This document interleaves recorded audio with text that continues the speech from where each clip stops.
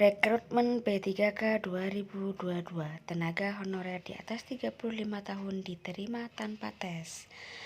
Alhamdulillah, hari ini ada kabar gembira untuk mereka yang di atas 35 tahun bahwasanya mereka akan diterima tes tanpa mengikuti tesnya.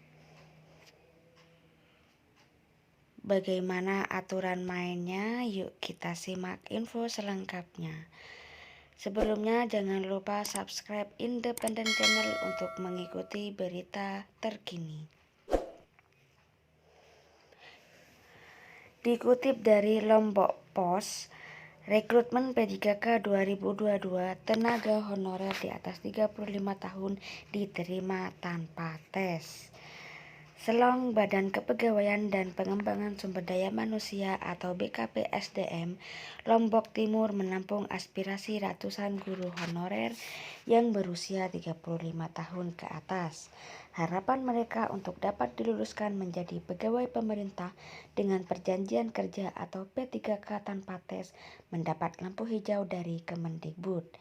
Jadi, honorer di atas usia 35 tahun yang pada tes P3K 2021 lalu lulus passing grade sudah direkomendasikan untuk bisa mengikuti P3K 2002 tanpa tes, kata Kepala BKPSDM Lotim Izzuddin pada Lombok Pos, Jumat 25 Februari. Kendati sudah ada lampu hijau langsung dari Kemendikbud, namun hal itu belum tentu pasti untuk dapat dilakukan sampai adanya petunjuk teknis dan pelaksanaan seleksi P3K 2022. Kata Izzuddin, sejauh ini pada aturan yang ada, pelaksanaan seleksi P3K mengharuskan adanya tes. Perubahan tentang aturan ini yang kita tunggu, jelasnya.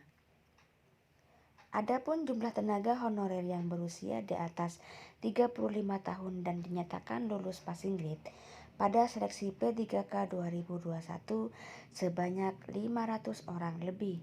Dijelaskan, pihaknya justru mendukung para honorer yang terkendala dengan usia tersebut. Namun selama belum adanya aturan, dukungan tersebut tidak dapat ditindaklanjuti. Kendati rekomendasi terkait seleksi itu sudah keluar sendiri dari Kemendikbud.